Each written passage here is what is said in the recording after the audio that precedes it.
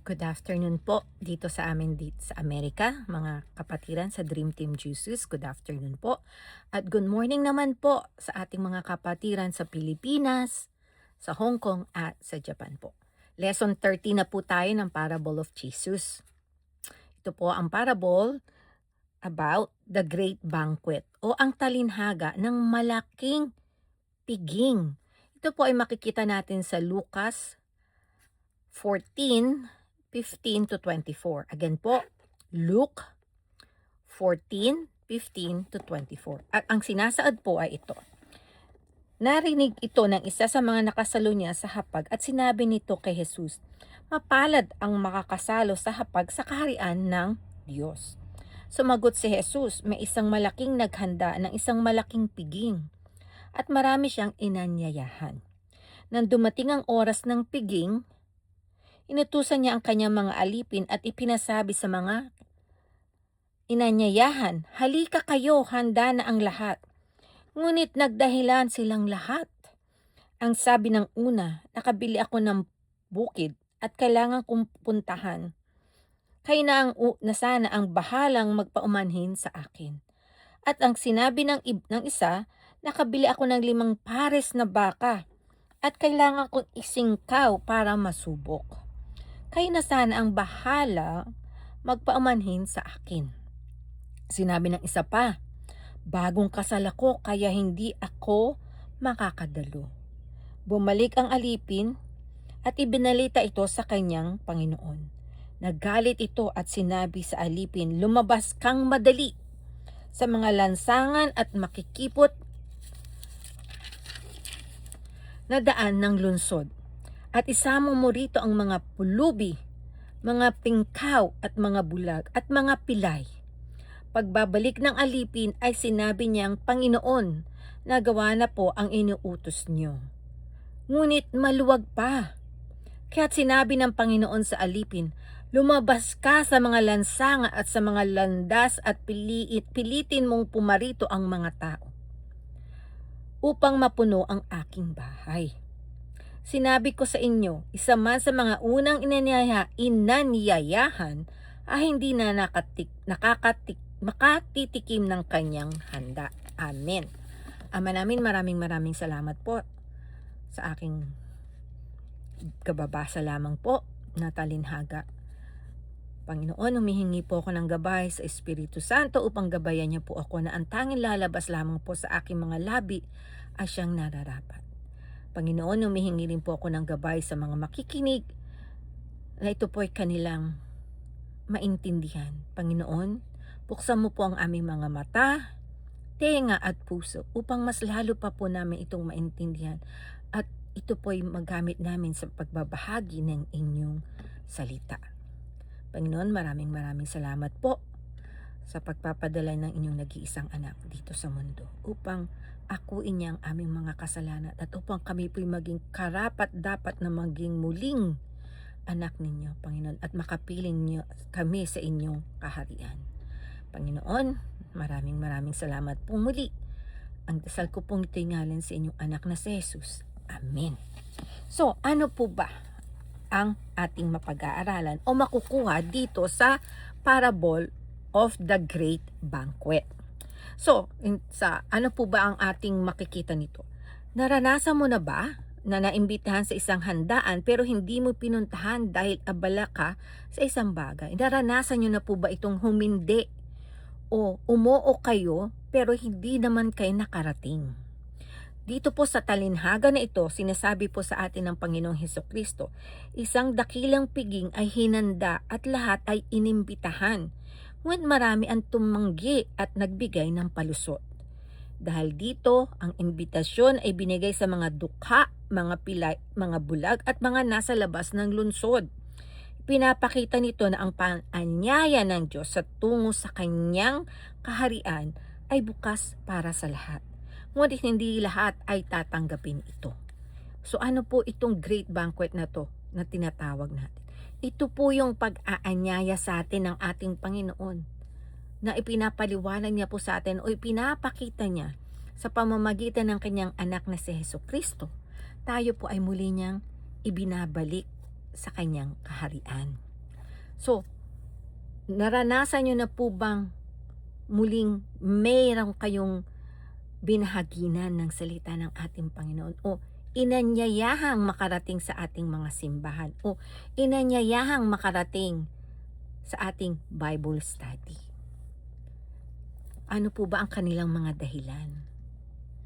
Tatandaan po natin, pag tayo po ay hinindian o gumawa sila ng mga dahilan, excuses, hindi po tayo ang tinatanggihan nila, kung hindi po ang ating Panginoon. Okay po? So punta po tayo sa historical and cultural background. Sa kultura po ng mga Hudyo, ang handaan ay malaking okasyon ng kagalakan at pagkakaisa. Parang nangyayari naman po, hindi ba? Sa panahon pa rin natin ito. Hindi lang po kultura ng Hudyo, pero ito po yung historical. So kanila pag sila'y naghahanda, ito'y kagalakan. Kumbaga po para kang special sa mga tao. Hindi po ba? Kapag may pigin, dalawang paanyaya ang ipinapadala. Una, upang ipaalam na sila ay inaasahan. Ikalawa, kapag nakahanda na ang lahat, ang pagtanggi sa paanyaya ng isang dakilang tao ay hindi lamang kawalan ng pakialam, kundi isang insulto sa kanyang dangal. Imagine niyo po yan. Ganon din po ang ating Panginoon. Pag tinatanggihan po natin ang paanyaya sa atin ng ating mga kapatiran o yung mga bago pa po natin nakilala ang ating Panginoon, tayo po ba ay bukong puso nating tinanggap ang paanyayang ito na mag-Bible study o malaman na ano ba talaga ang dahilan ng pagpunta dito ng ating Panginoong Hesukristo? Gumawa po ba tayo ng dahilan upang hindi natin ito marinig? O tayo po ba'y nakinig kaagad? Malalaman po natin ano ang magiging kalalabasan nito, hindi po ba? Ang dahilan ng mga tumatanggi ay hindi makatuwiran at nagpapakita ng kanilang maling pagpapahalaga sa mga bagay ng mundo kaysa sa dakilang paanyaya. Mas gusto po ba natin ng worldly? Yung mga party-party, yung mga karaoke, yung mga inuman. Doon po ba tayo laging pumupunta pag may nag-aanyaya sa atin? O pumupunta po tayo pag tayo inaanyayahan? Dumalo na mga Bible study o pumunta sa simbahan? Okay po, bakit? Ano nga ba ang makukuha natin sa pagtanggi at sa pagpapaunlak ng imbitasyon? So ano po ang explanation nito, ating parable na ito? Ang piging ay sumusimbolo sa kaligtasan at kaharian ng Diyos. Ang mga tumanggi ay larawan ng mga taong inuuna ang sariling interes kaysa sa pagtanggap sa paanyaya ng Diyos. Ang mga mahihirap at inaapi na inimbitahan ay sumasalamin sa mga itinuturing na walang halaga ng lipunan. Ngunit sila ang tumanggap ng biyaya. Ito po yung matasabi nating yung mga Hudyong na tinanggihan ng salita ng ating Panginoon at tayong mga hintil na tinuturing ng mga Hudyo. Tayo ang tumanggap sa ating Panginoon. Hindi po ba? Kaya nga po, ang laki ng pasasalamat ko. Naririnig ko po ito na tinanggihan ng mga Hudyo ang ating Panginoong Hesukristo. Pero ang mga hentil na hindi nakita ang mga mirakulong ginawa ng ating Panginoong Hesukristo, sila ay naniwala. Nakinig sila sa mga apostoles, sa mga disipulo ng ating Panginoong Hesukristo, at sila ay naniwala ng buong puso. Hindi po ba? Sa bandang huli, ipinapakita ng talinhaga na bukas sa lahat ang paanyaya ng Diyos. Ang pagtanggap dito ay sa pamamagitan ng pananampalataya kay Kristo at ang pagsunod ay natural na bunga ng tunay na pananampalataya. Ano naman po ang konteksto nitong ating talinghagang pag-aaralan. Sinasabi po dito ng ating Panginoong Hesukristo sa gitna ng hapunan kasama ng mga leader ng relihiyon. So yung verse 15 po yon, hindi po ba? Isa sa kanila nagsabi tungkol sa pagpapala na kumakain ng tinapay sa kaharian ng Diyos. Doon ay ipinakita po ng ating Panginoong Hesukristo na hindi automatikong makakapasok ang sinuman. Okay po, ulitin ko, hindi automatikong makakapasok ang sinuman sa kaharian dahil sa relihiyon o posisyon. Okay po, kundi sa pamamagitan lamang ng pagtanggap sa paanyaya ng Diyos. So ito po yung paulit-ulit nating naririnig to, paulit-ulit nating nasasabi na ang paggawa ng mabuti, hindi po ito dahilan para tayo makarating sa kalangitan. Ang pagtulong sa kapwa, ang pagbibigay sa mga charity o paglalakad ng nakaluhod mula pintuan ng simbahan hanggang altar, hindi po ito ang dahilan upang makarating ang mga tao sa kaharian ng Panginoon. Kung hindi, aminin po natin sa ating mga sarili na tayo'y makasalanan at walang ibang makakatulong sa atin kundi ang kanyang nag-iisang anak na si Hesukristo. So, puntahan po natin explanation ng parable na to. Okay po?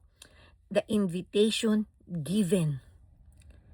Sa talinghagang po ito, ipinapakita ng ating Panginoong Hesukristo ang paanyaya ng kanyang Ama sa pamamagitan ng isang handaan na iniimbitahan ang maraming tao. Sa konteksto po ng Judaismo, ng Judaism, ang handaan ay simbolo ng kaligtasan at biyaya ng kaharian ng Diyos. At ang mga imbitasyon ay malaya at bukas para sa lahat. Okay po. Ipinapakita po dito ng ating Panginoon na hindi makasarili at ang kanyang kaligtasan ay handog sa lahat ng magandang, ito po ay handog sa lahat ng handang tumanggap. So ito nga po yung sinasabi na marami ang nakakarinig, maraming bukas ang tenga, pero sarado ang puso. Marami ring nakakarinig, pero lumalabas sa kabilang tenga. So, dito po natin masasabi, hindi po ba, marami talaga ang nakakarinig. Kahit sa panahon po natin ngayon, marami na ang nagbibigay ng ebanghelyo o nagbabahagi ng magandang balita. Pero marami rin po ang tumatanggi. Hindi lang po nung kapanahunan ng ating Panginoong Hesukristo hanggang ngayon po sa ating panahon. Kaya nga po, hindi po ba, lahat tayo ay ginagamit na ng ating Panginoon upang ipahikayat o ipamalita ang kanyang magandang balita sa lahat dahil ito po ang kanyang kautusan. Ang mensahe po ay malinaw. Ang Diyos na mismo ang nag-aanyaya sa atin at bawat isa ay may pagkakataon na tanggapin ang kanyang paanyaya. Wini-welcome po tayo ng ating Panginoon. Hinaantay niya lang na tayo'y lumapit sa Kanya. Hindi po ang Panginoon ang lumalayo. Tayo pong mga tao ang lumalayo sa Kanya. Okay po? Pero po, bukas, kumbaga nga po bukas palad, bukas ang ating Panginoon. Kung paano po siya ipinako ang ating Panginoong Hesukristo sa krus, ganun po kalaki ang bukas ng palad, bukas ng kamay ng ating Panginoon. Ito po ay para sa lahat. Dahil ang ating Panginoon po ay namatay sa krus para sa lahat, hindi lang para sa akin o para sa mga naniniwala sa ating Panginoon. Ito po ay para sa lahat-lahat. Sa mga lalo-lalo na po, kaya nga po 'di ba, yung ating Great Commission.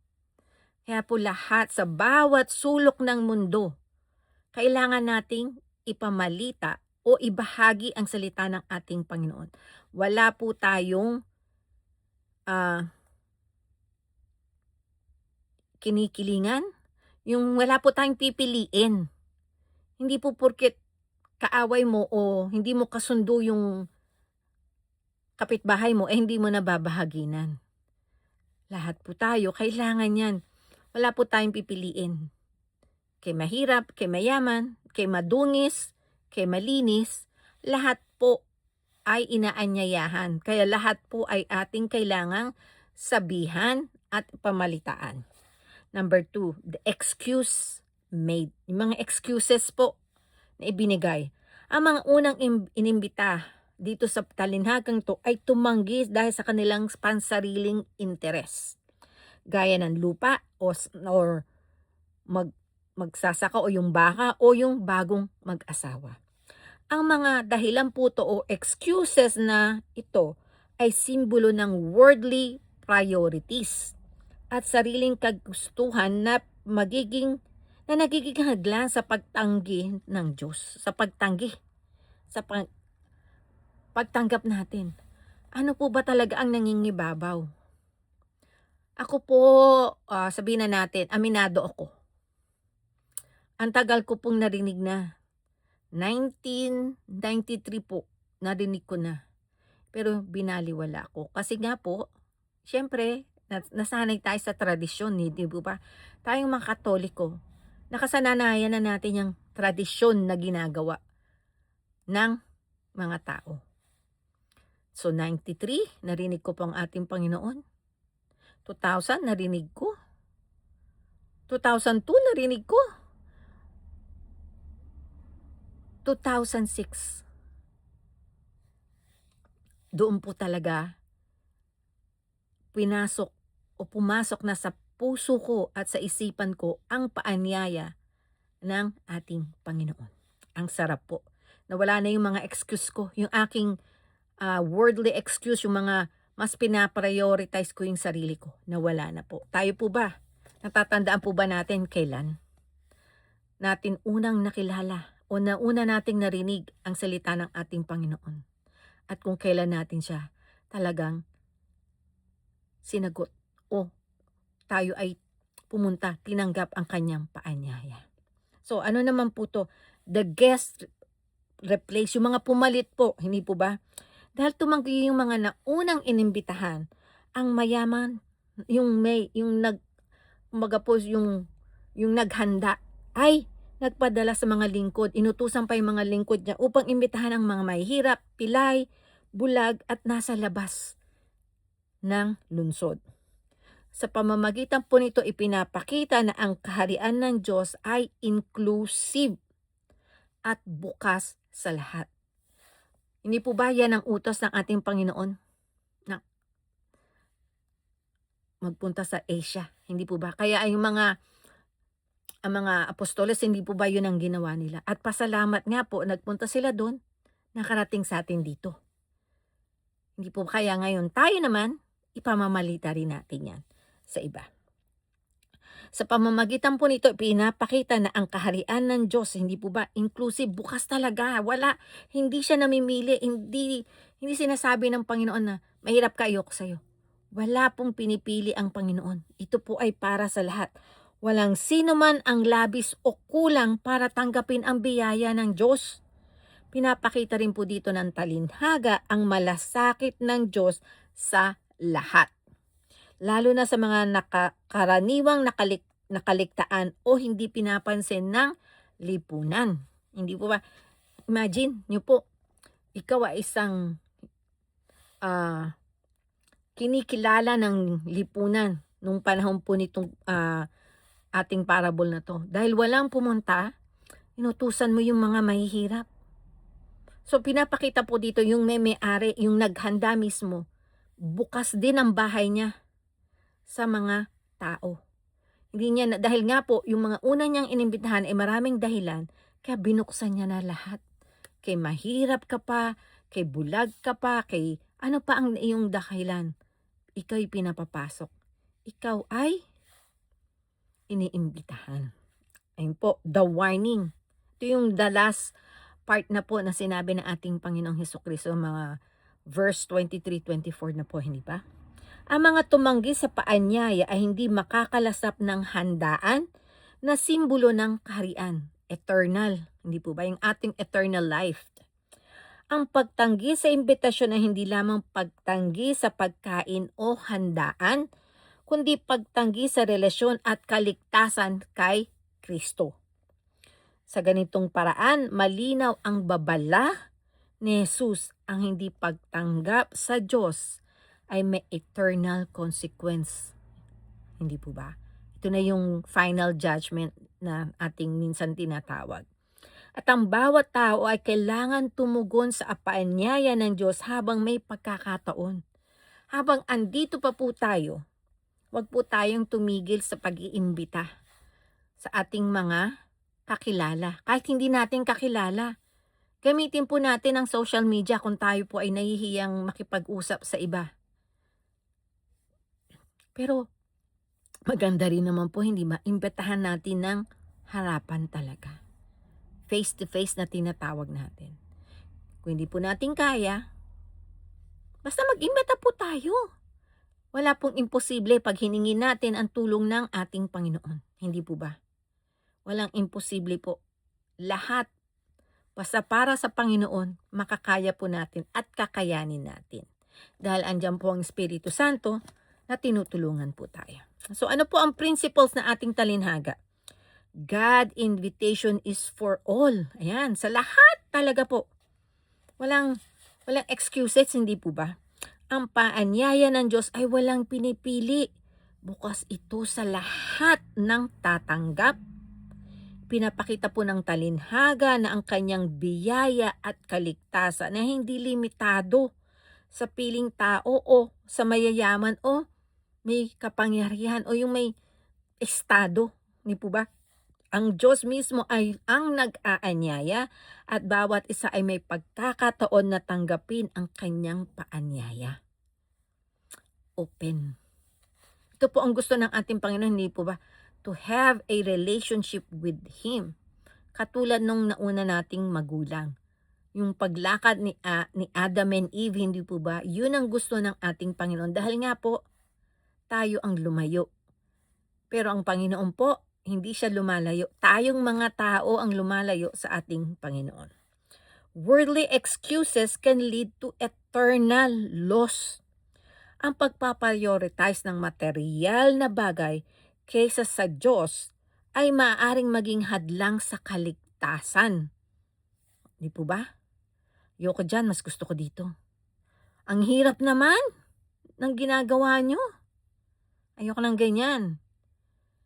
Pero kung iisipin po natin ng eternal talaga, yung panghabang buhay, hindi man po itong ating katawan physical, pero ang ating spiritual, mas gugustuhin po ba natin na tayo nandun sa kumukulong apoy?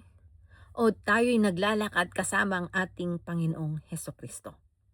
Hindi po ba? Dahil yun ang kagustuhan ng ating Panginoon. Yun po ang plano niya. Sa umpisa pa lang po, yun na ang plano ng ating Panginoon na tayo magkaroon ng relasyon sa Kanya. Hindi po relihiyon ha.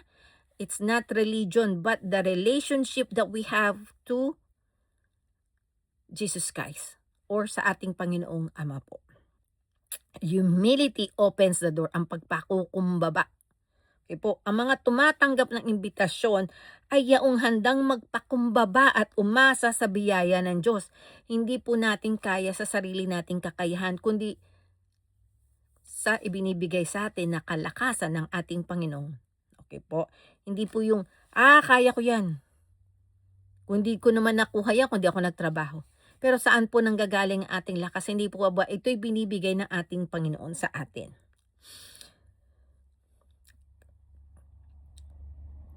Pinapakita po nito na ang tunay na espiritualidad at pagtanggap sa kaharian ng Diyos ay hindi nakabase sa sariling kakayahan. Ito po yung kasasabi ko lang. Posisyon o karapatan, kundi sa pagpapakumbaba at pagtitiwala sa Diyos. Ito po yung inaamin natin sa sarili natin, hindi natin kaya. Hindi po ba? We are all sinners and we fall short to the glory of God. Kung ang basihan po ng ating pagpunta sa kalangitan nga, yung binanggit ko po kanina na nagbibigay naman ako sa charity eh. Nagsisimba naman ako eh. Gumagawa naman ako mabuti. Mapagbigay naman ako. Hindi po yun ang magiging dahilan para tayo makapasok sa kaharian, kundi aminin natin na tayo makasalanan na at ang tanging makakatulong lamang sa atin ay tanggapin natin sa ating sarili ang Panginoong Hesukristo. Dahil siya lang po ang daan, ang buhay at liwanag upang tayo po ay makarating sa kalangitan o sa kaharian ng ating Panginoon. So dito na po tayo sa ating application. O ano ba dapat nating gawin? Accept the invitation. Hindi po ba? Hindi naman po lahat ng yung invitation po yung sinasabi natin dito, yung tanggapin po natin ang salita ng ating Panginoon. Hindi yung invitation ng party ho. Iba po. Okay? Ito ang ating kailangan gawin para makasama natin ang ating Panginoon sa kalangitan o sa kanyang kaharian. Ang panganyaya ng Diyos ay bukos sa lahat. At ang unang hakbang tungo sa tunay na buhay espiritual ay tanggapin ang paanyaya sa pamamagitan sa pananampalataya kay Kristo. Ito po yan. Only Jesus Christ could help us. Let's accept this invitation. Let's accept it po, yung ibinibigay sa atin. Ibinigay po ng ating Panginoon sa Kristo ang kanyang buhay upang tayo po ay maging karapat-dapat muli. Okay po.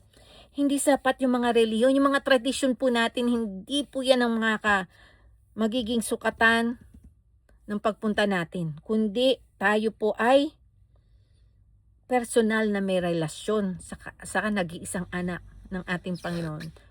Sa pamamagitan nga lang po ng ating Panginoong Hesukristo. Pagtitiwala sa Kanya bilang tagapagligtas, siya po ang nagligtas sa atin. Dahil lang ipinako po ang ating Panginoong Hesukristo. At tinanggap po natin. Ito po yun. Ito po yung kailangan natin.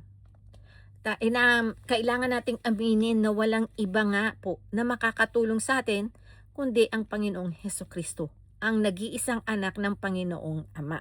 Okay po? Ang pagtanggap sa paanyaya ay nagpapakita ng pagkakilala na tayo ay hindi makakapasok sa kaharian ng Diyos sa sarili nating kakayahan, kundi sa pamamagitan ng kanyang biyaya, the grace of God po. Hindi po tayo maligtas kung hindi natin kilala si Jesus Christ at hindi natin inaamin sa ating sarili natin. Kailangan natin si Jesus Christ. Ang pagtanggap po natin sa ating Panginoong Hesukristo, dahil siya lamang po nga, ulitin ko ulit, Jesus Christ is only the way, the light, and the life. Siya lang po, wala na pong iba. Yan lang po ang kailangan nating tanggapin. Tayo po'y magpakumbaba, aminin na tayo makasalanan. Okay po, act without excuses. So huwag ayaan ng pansamantalang bagay. Ito po, anong meron tayo? Huwag nating gawing excuse to na busy ako, wala akong time. Huwag po natin itong gawing excuse. Marami po tayong oras. Tayo lang po ang ayaw magbigay ng oras sa ating Panginoon. Okay po? The Lord gave us 24 hours. Meron po tayong 24 oras. Gaano po ba ang oras na binibigay natin sa ating Panginoon? Kaya wala po tayong excuse eh. Sa 24 hours, sabihin nyo ng 8 hours tayong natutulog. So, may 16 hours pa. Ano po ba ang ginagawa natin sa 16 hours? Yes, may mga nagdo-double job. Pero, meron pa rin pong natitira. Kasi binibigyan po tayo ng yung break time, hindi po ba? At meron din naman po tayong day off sa pagtatrabaho. So wala po tayong pwedeng maging dahilan para hindi natin tanggapin ang paanyaya na imbitasyon ng ating Panginoon. Point number 3, announce the invitation. Ito po yung sinasabi ko. Mag-imbita pa rin po tayo sa iba. Huwag po natin itago sa sarili lang natin. Ito po ay kailangang ibahagi din natin po ito sa iba upang makilala rin po nila ang ating Panginoong Hesukristo. Dahil sundin po natin ang kanyang Great Commission sa atin na ito ay ipahayag sa lahat, sa bawat sulok ng mundo. Okay po, ito po ay tungkulin natin. Hindi po ba? Ito yung binigay ng ating Panginoong Hesukristo bago siya umakyat sa langit. Hindi po ba? At sinabi rin naman po niya sa atin na hindi niya tayo pababayaan. magpapadala siya sa atin ng tulong. Sino yun? Ang Espiritu Santo po na naninirahan sa ating mga puso. So, mga kapatiran, huwag po natin tanggihan. Pag tayo po ay naanyayahan, tanggapin po natin. Hindi po ang tradisyon o ang relihiyon ang magiging dahilan para po tayo ay makarating sa langit. Ang kagustuhan niya po ay relasyon. Okay po? It's a relationship with Jesus Christ. Yun po ang magiging dahilan upang tayo po ay mapasama sa kaharian, kalangitan ng ating Panginoon. Again po, Jesus Christ is the way, the truth, and the life. Wala na pong iba, kundi ang ating Panginoon lamang. So, pag may nag-invite po sa atin, tanggapin po natin. Huwag na po tayong maraming idadahilan pa. Dahil hindi naman po makakabuti na ito. Kailangan po nating tanggapin na walang ibang makakatulong sa atin kundi ang ating Panginoong Hesukristo lamang po. Father God, maraming salamat po sa gabay ng Espiritu Santo na ibinigay niya po sa akin upang maibahagi ko po ang talinhagang ito, Panginoon. Nawa po'y maraming natutunan na aking mga kapatiran dito, Panginoon. Gamitin niyo po kami, Panginoon, upang mas marami pa po ang makakilala sa inyo, Panginoon.